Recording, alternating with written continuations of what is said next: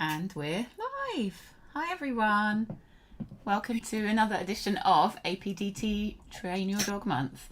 I'm Patrina Firth and I work for the APDT, and tonight I'm going to be joined by Becky Moore. Becky's a dog trainer.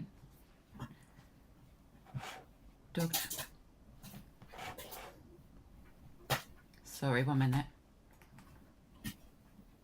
Something's going really weird in my ears.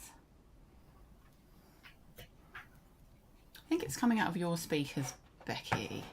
It might be my dog's doing. Okay.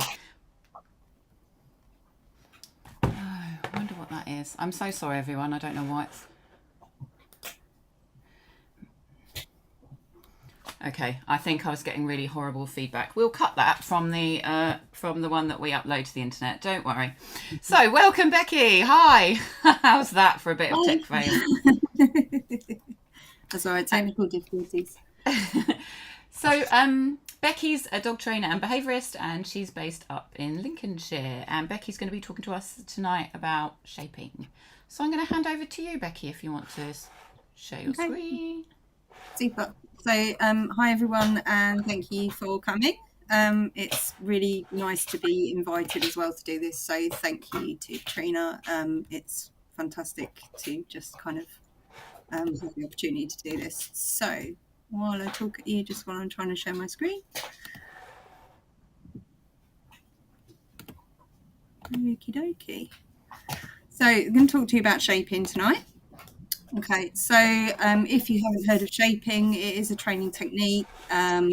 It's one that you'll see quite often that has been used for dogs that do really elaborate tricks, those ones that you might see at Crufts and you go, wow, how did they teach that?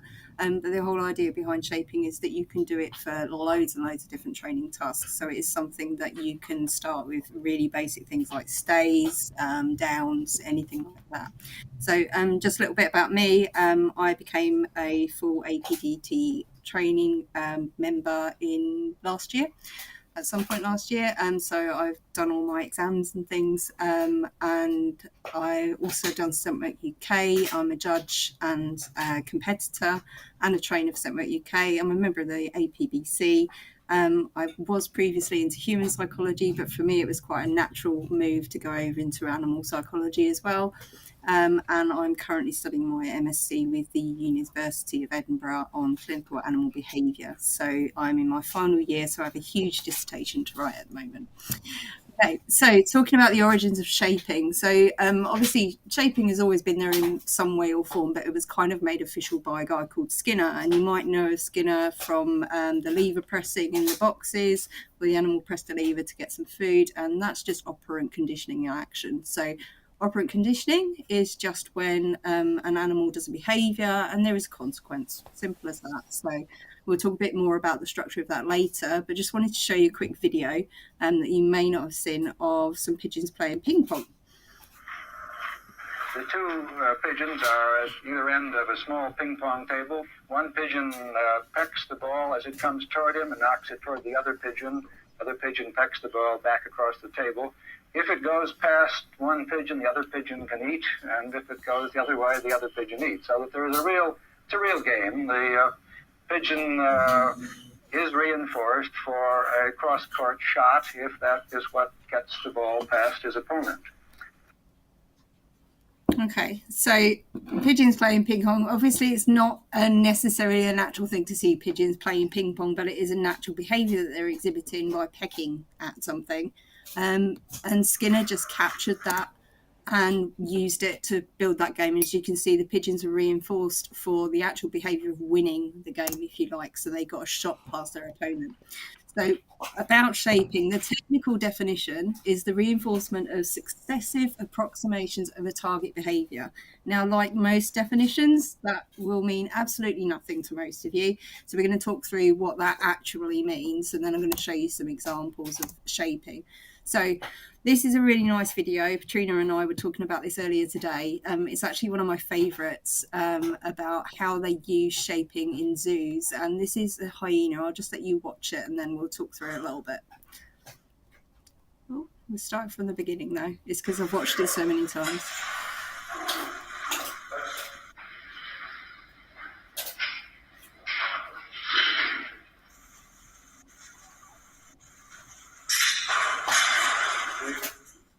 Okay, so I hope you're all pretty impressed by that, because that's one of those videos that does make me go, wow, that's amazing. So the idea with that shaping exercise is to help those keepers do the things that they need to do without using forceful procedures, or without having to sedate the animals to do really simple things like checking teeth. And that obviously isn't something that a hyena would just offer naturally. That behaviour has been shaped. So when we're talking about shaping, we're talking about little versions of the eventual behaviour that we get. And again, we'll talk about that in a second. First, I wanted to talk about reinforcement. So thinking about what's reinforcing to you. So it may depend on the time of day. If I was to serve you a coffee at 10 past 10 at night, you'd go, I don't really fancy that. That's not really very reinforcing to me, not very rewarding. If I was to offer it to you at 10 past 10 in the morning, you'd think that was amazing. So it's thinking about, what does the animal find reinforcing? There isn't it's a case by case, it's individual. So again, there's a picture of people at a party. Not all of you are going to find that reinforcing. That's actually my worst nightmare. A lot of you would prefer to sit at home with a book. Same again with that huge pile of paperwork that I've got there. If I was to give you a huge pile of paperwork, you would expect something a bit more than just a coffee for completing all of that. You might want the cocktail that's up in the top left there. So it's also thinking about the value of your rewards. What are you asking the animal to do? And is it actually worth their while doing it for what you've got to reward them with?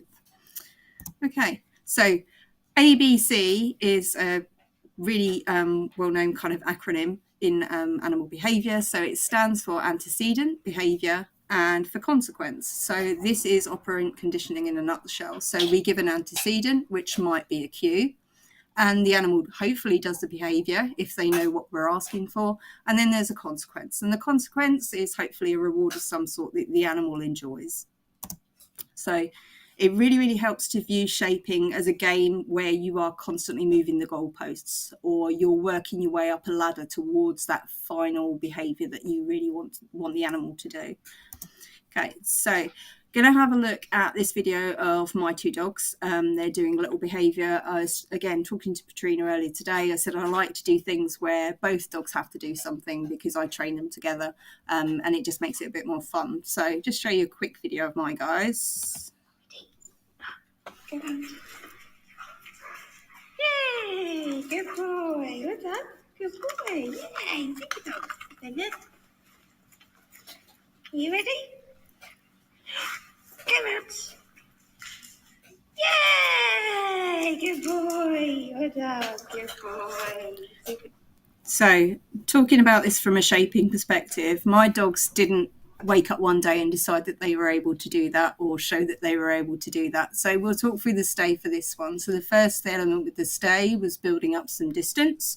Those of you that have been to puppy class will be familiar with this. So again, we're shaping that behaviour so that we can go further away from the dog. For duration, the dog has to sit there for a certain amount of time for it to be kind of a decent stay. So we shape that duration. We build that duration up over time with successive approximations. So we're building little bits on that ladder, moving our way up that ladder towards that final goal of getting that stay for a certain amount of time. And then you've got distraction. So for these guys, the other dog was the distraction. They've got another dog running around them and they have to stay put. So it's building up on that distraction as well. And again, if you guys have ever taught a stay, you'll be quite familiar with this kind of model of how you would teach it. You don't just start with a full 1 minute stay. It doesn't work. Okay, so talking about steps a bit more, and just another quick video of my dogs.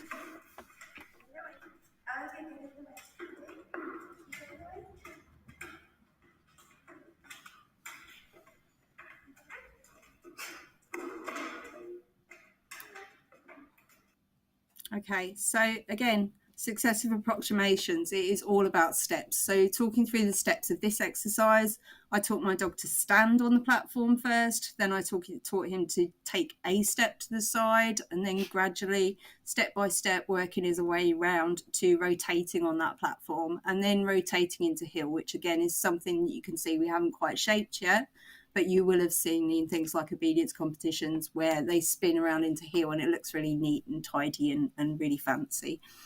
Okay, so why do we use shaping as opposed to, say, just getting the dog to do the finished product? The idea is that if you teach a subject gradually, and it's the same for people, you're building blocks, you're creating a foundation that's a lot firmer than if you just suddenly get the behaviour. So an example might be if you were to just luckily get a stay that was a bit longer, you've got no previous steps to fall back on, you've got no previous versions, whereas if you've shaped and a stay fails, you can go back to an easier version, reteach that, and then go back to the harder version. It encourages creativity. I can't express enough how much my yellow dog is a nervous dog. And I can't express how much this has helped him to engage in a different way with the rest of the world, and also to offer me behaviours and not be afraid of trying new things.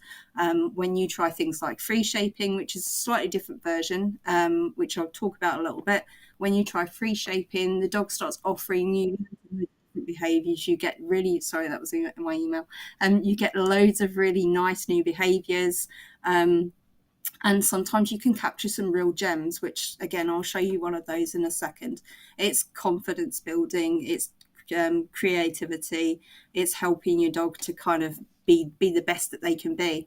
It's relationship building as well. Anything that you do with your dog, any training, any activity, it's relationship building. You're doing it together, and it's something that you are working on together. And it helps the dog to feel like they can do different things and they can try new things. Attention span, that goes without saying. The more you train your dog, the more they build up that attention span, the more they're looking to you and sort of, asking and looking for those opportunities for reinforcement. So again, really, really good for your basic training. And then behaviour repertoire. So going a little bit to the science, it's been found that a lot of dogs that are nervous, that are anxious, that have behaviour issues are very often limited in their behaviour repertoire. So when I say that, it means that those dogs have behaviours that do not have a wide span. They may only know 3 or 4 different behaviours, so they only know one way to react to the things that they may be reacting to. So the idea with shaping is that you're, again, linked with that creativity, you're trying to teach them lots and lots of different behaviours so that they've got lots and lots of options to go to. So another quick little video of me teaching my little black lab how to skateboard. Again, we're not there yet, but you guys will know what the finished product looks like. You will have seen these sort of videos on Facebook. So just to show you one of the steps in teaching that.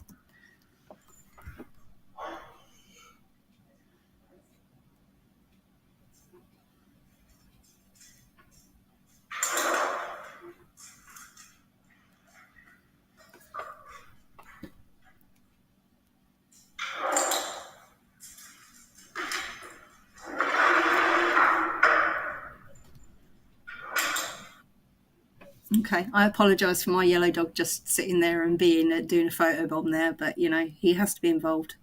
Okay, so that's our first push on a skateboard. So if we wanted to go further with that, I might wait my dog out to offer me 2 pushes or a longer push. So it's all about thinking, what behaviour do I want to get to, and how can I break that down into tiny little slices so that the dog can learn that behaviour gradually. Okay, so another little one which kind of goes back to the confidence building. So just a little backstory. My yellow Labrador is, or was, well, he still is, but is less so, people reactive, dog reactive, terrified of life. And shaping is one of the ways that I've helped him to build some confidence. So this is us just making noise with a plastic barrel.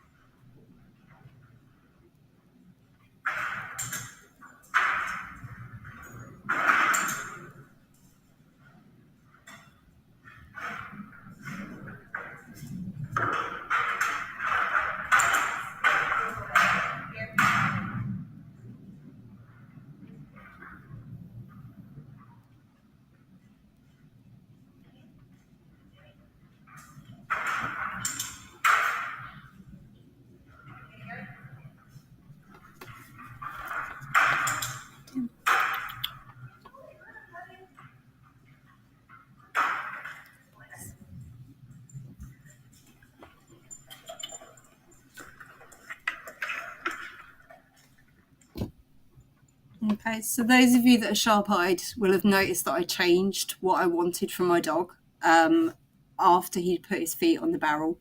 And again, I get very excited about shaping, and I thought that was a magnificent behaviour, and then I remembered that he hasn't got the best elbows and thought that was probably a bad idea to teach him that. So, you know, sometimes you do go into shaping without a clear idea of what you want, but it's always best to think, I want my dog to eventually do this, and then you can shape more effectively because you have some sort of plan, whether you've written that out or whether you've kind of just thought of that in your head.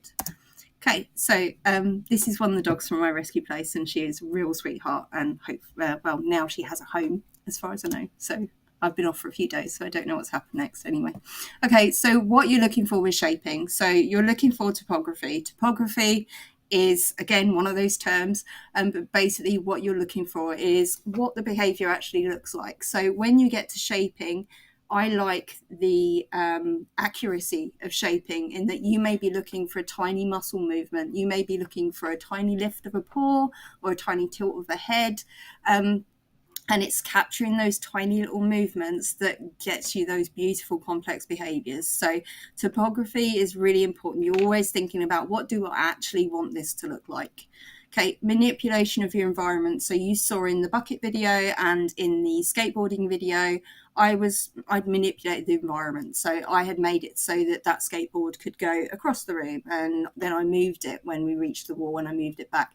Sometimes your manipulation of the environment might be more complex than that. You might eliminate things from the environment to make it easier for your dog. You might get rid of distractions, things like that, but you're manipulating the environment. And the reason that you're doing that is because you want your dog to be successful. Everybody knows what it feels like to be in a learning situation where you have no chance and you have no idea. So we want to give the dogs the best possible chance. The other thing to do is evaluating your plan. So I've just done that on the bucket video. My plan was rubbish for that one. So you think about, what did I do wrong in my plan? And in your training sessions, it doesn't matter. Dogs are forgiving in terms of what you train them to do. And it's quite easy to train a behaviour out if you've kind of taught it by accident, or you've clicked it, or you've marked it for the wrong behaviour. It doesn't matter. You can train it out. It's all behaviour. Okay, train one criteria at a time. So when we talk about criteria, going back to the stay example, you might only train distance to begin with, or you might only train time. And the reason for that is so that it's very clear to the dog what you want. So if you were to train both, the dog wouldn't know, are you training me for distance far away? Are you training me for time? It makes it much simpler, and it makes it much easier for us to straighten our heads as well. If your dog isn't able to do the version of the behaviour that you've got to, so you've got up to a step and you find that your dog's failing at that step, they're not getting it right, just go back to the previous version and then retrain and up your criteria again. Or you may even want to reduce how much you've increased your criteria by. The other thing to do, trainer's error, that I call it dog trainer's error, is stop while you're ahead. It's so tempting, and I do it all the time. I think, oh, that was lovely, I'm going to do another one, and then that's the one that's the wrong one, because we all want to end on a positive, but the thing is knowing when to stop. So 2-3 minutes is more than enough. If it's not going well, stop it, do something else. Switch tasks. There's nothing wrong with that either, but try and quit while you're ahead. If it's a good one, stop on that one.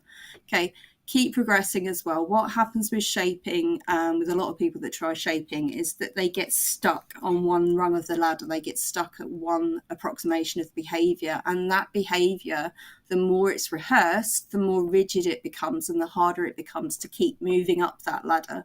So you kind of need to set yourself targets in terms of, I want 3 or 5 correct repetitions of that behavior at that stage, and then I'm going to move on to the next one. So it's thinking about that, it's trying to keep progressing. Okay, and then slicing and lumping. So again, lumping is when you put a task, you have your training approximations, so you have your different levels of your behavior, but they're too big and the dog can't progress that quickly. So you slice very thinly as you possibly can. Sorry, I live near an airfield and there is a plane going overhead. I hope you can all still hear me.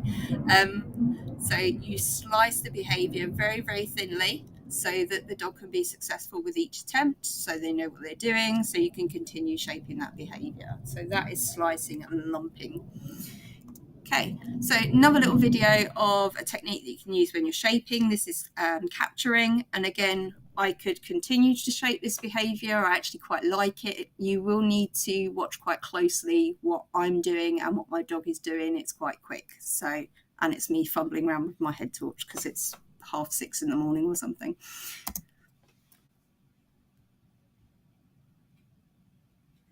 So I hope you all saw that. I will just show you again because it's very quick. Oh, I was going to show you that again.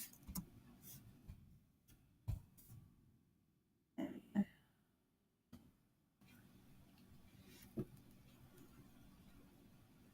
go. Okay, so my dog will poke his tongue out at me. We had a very long time during operations when he couldn't do a lot, so we did lots of silly stuff. And it's just a note to all of you to say that National Training Your Dog Month, but it doesn't matter what you do with your dog. It's about having fun with them. The tricks don't have to have a purpose, and everything doesn't have to have a purpose. The purpose is that you're doing something with your dog. All of this is mental stimulation, all of it is increasing their behaviour repertoire, and all of it is building your relationship. So it does not matter if anyone else thinks that behaviour is silly. It's you and your dog, so it's your relationship. Okay, so thank you very much, guys, and thank you very much to the APDT, fantastic organisation, and thank you so much to Patrina for inviting me. There are a few links on the last slide, so my private email address, the Canine Classroom, who I work for, I do a lot of my private work through, and also for Jerry Green dogs, please have a look on the website and see if there are any dogs that you would like to or would consider adopting. We have got some really lovely dogs at the moment, and also a little credit on there to Slides Go, because they do fantastic slides if any of you present. There's a little recommended reading and resources. I don't know if Patrina can post that somewhere so you guys can access it. But Karen Pryor, obviously, amazing clicker training, and the KPA website. Leslie McDevitt does some fantastic work with clicker training, shaping, also pattern games, and Clicking with Your Dog by Peggy Tillman. And then if any of you are into websites, thoroughly recommend the Karen Pryor website and the Do More With Your Dog website, who do a fantastic pack. And then Drinking from the Toilet is one of the best podcasts I've ever listened to, so please do go and check that out. And that's me done, Patrina. Thank you. That was wonderful. We have got just some nice comments. I don't know if you know Bernice. Maybe you know Bernice. Oh, I know Bernice. Hi, Bernice. Great. Everyone could hear us fine. Somebody was watching from Canada. Hi, Alexis from Canada that was watching. Hello.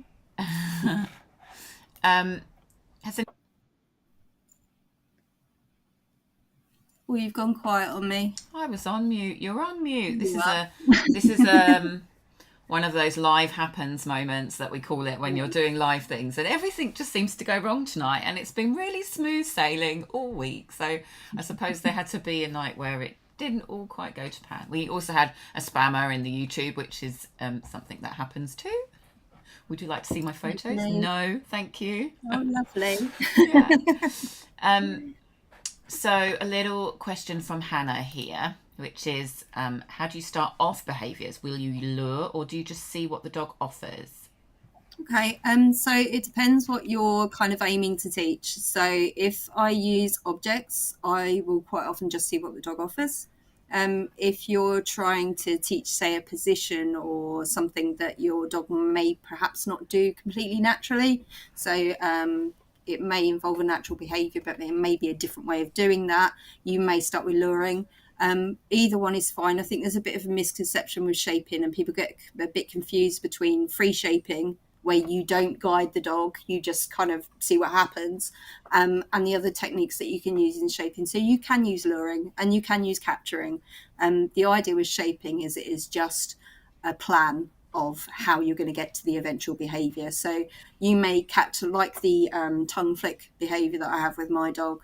I might capture that tongue flick, and then I might decide, actually, I want you to do that 3 times when I ask you to do it, or I might want you to stick your tongue out for 30 seconds. That's really long, sorry, 10 seconds. So it really depends what you're planning to do. Did you have any specific ideas, or I don't know how quickly she can type or chat back? That's all right. Yeah, your tongue out to your dog reminded me of one of the first things I actually taught with clicker training, which was, being British, like every Friday night, like, and this is still like a tradition I would love to have still, but I'd be the size of a house, fish and chips on a Friday night. And my mum had 2 cats, and they were like devils for wanting the fish. And I noticed that one of the cats would like poke her tongue out. And so when I got the clicker, and so every time she started poking her tongue out, I clicked and gave her a little bit of fish batter, and clicked and gave her a bit of fish batter, and just trained the cat that way to poke their tongue out. And it's amazing. Cats are like, I know we're dog trainers, but cats are like the most amazing teachers for training because there's just something about them that I love. I love. Yeah. I like chickens. Chickens are fun. And okay. Yeah, you can do some cool stuff with chicken. You can do some pretty cool stuff with alpacas, but because you kind of look at them as animals with really limited behaviors, but you can teach them some really cool stuff. So yeah, and I've clicker trained a pig, and pigs are like the best fun. They're so smart, so smart. So yeah. Is there anything you've really struggled to shape, Becky? Like, is there anything that you found really, really difficult to train? I'm trying to think.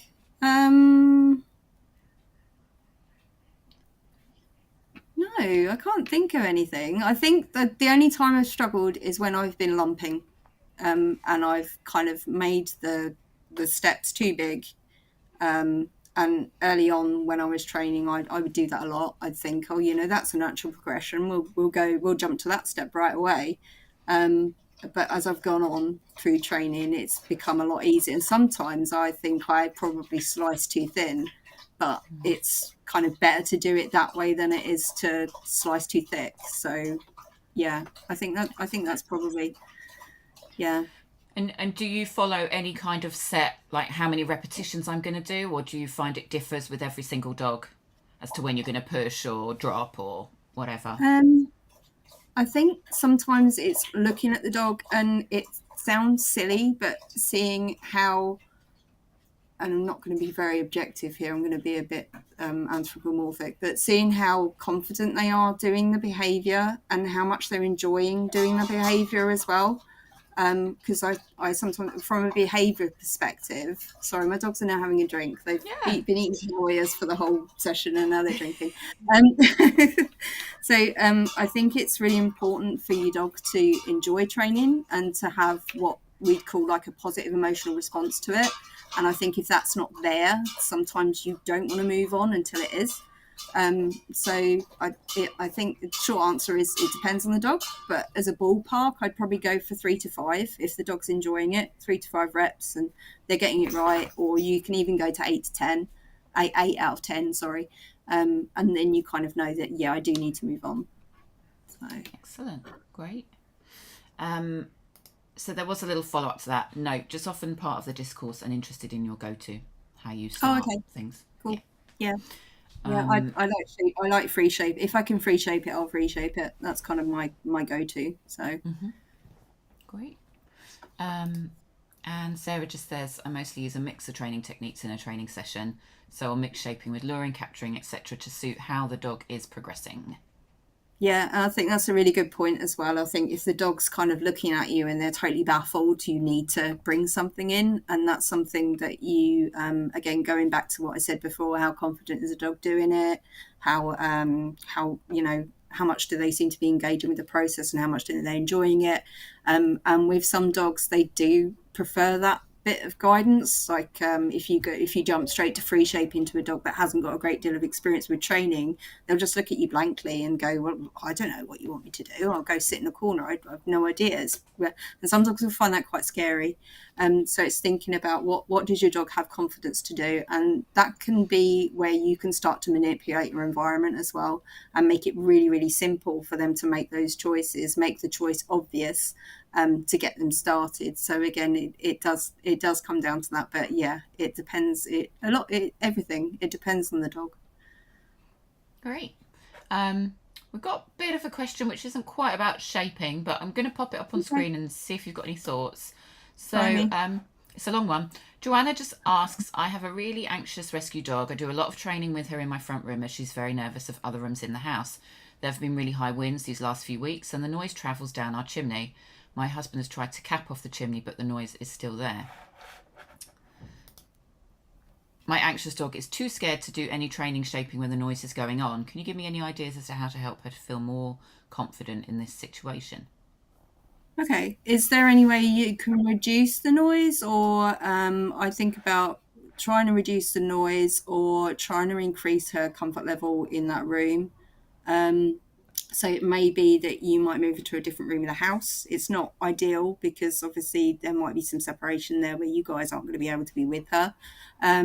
If you try, the other things you can try are things like white noise over the top of that noise, or some dogs respond quite well to classical music, radio. There are a few studies on that, classical music. There's also some studies on audiobooks as well. So if you're an Audible member, you can try an Audible book. I have David Attenborough as my go-to if I need it. You've got things like Adaptil. You've also got things like aromatherapy. But what you really want to be looking at is some sort of desensitization program like you would do with fireworks. So I know with something like that, I mean, obviously with fireworks, we can tell roughly when they're going to happen. We know that for most of us, it's around that 5th of November. With the wind, we don't. It's very unpredictable. It's really hard for you to control. So it's thinking about, can you record that noise but play it at a much, much lower volume when something really nice is happening for your dog? And it's also thinking about, has she got a safe space in the house? So is there a space in the house where she can feel comfortable, where she can feel safe? For some people, that's a crate that they'll set up and they'll have blankets and things around it just so the dog knows that nothing happens while they're in there. So there's lots of different things there, really, to be honest. There's some management in there, and there is the desensitization, your kind of counter conditioning, and that goes back to what I was talking about earlier about the dog having a positive emotional response to your training. And you perhaps don't want to do training when that's happening because you don't want her to associate that noise with your training, which is going to poison your training later on if you want to take it kind of elsewhere. So I would kind of just concentrate on making her feel safe while that noise is happening. And then when the noise isn't happening, do your training, do your normal stuff, get her really happy in that room, and just manage the noise right now if you aren't able to control it. Sorry, that's a really long answer. It's fine. I don't think there's a short answer to that one. I thought that was a great answer from you. There's probably lots more to it, but yeah, it's a rough idea.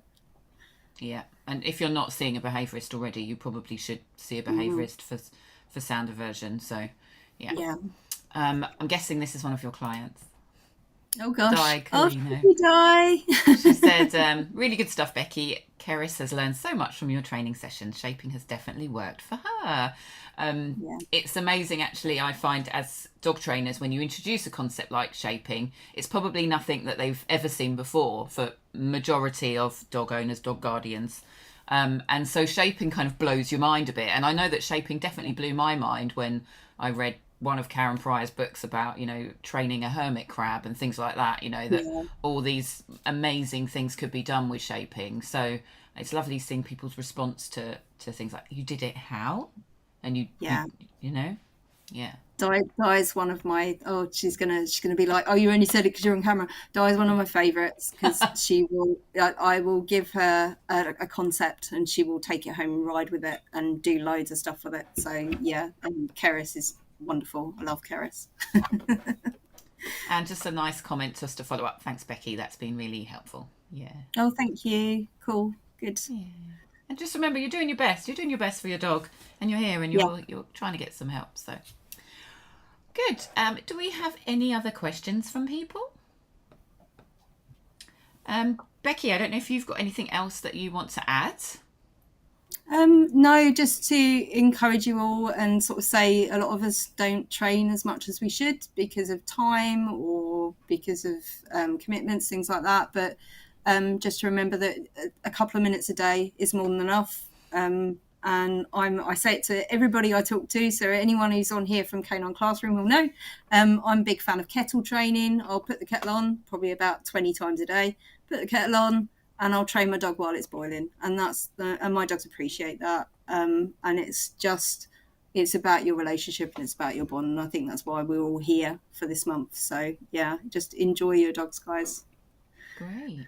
Well, thank you so much for coming and speaking to us. It's been really, really interesting, and we've had some great reactions, and we've had lots and lots of people watching. So happy days. That's fair. That's positive reinforcement. Yeah, good. So coming up tomorrow, we have got a tricky subject: adolescence. If anybody's got a teenage dog, is interested in finding out how to help their teenage dog, wants to learn more about why their teenage dog may act the way they do, then come along to that. And that's with Robin, another APDT member.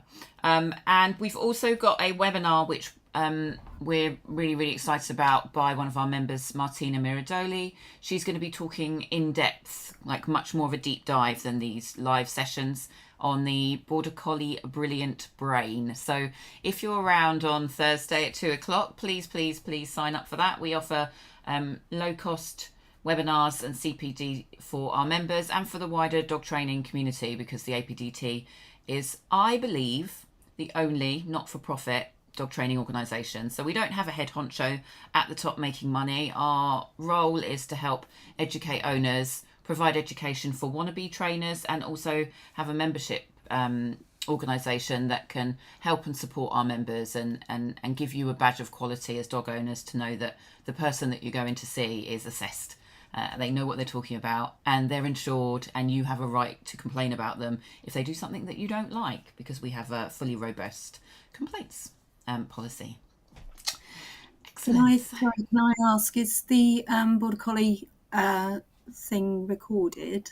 It is, yeah. So Martina's webinar will be live at 2:00 on Thursday, but it's also recorded. So if you buy it and you can't watch it at the time, you can view it back later. If you buy it and you view it at the time, so you can come in and comment and watch it live, you also will still get a recording. So that's there for you to keep. Yeah. Oh, thank you. I'll be there. Great. Excellent. Okay, thank you everybody, and thank you again, Becky. It was lovely to speak to you, and have a nice evening, everyone. Okay. Thanks, guys.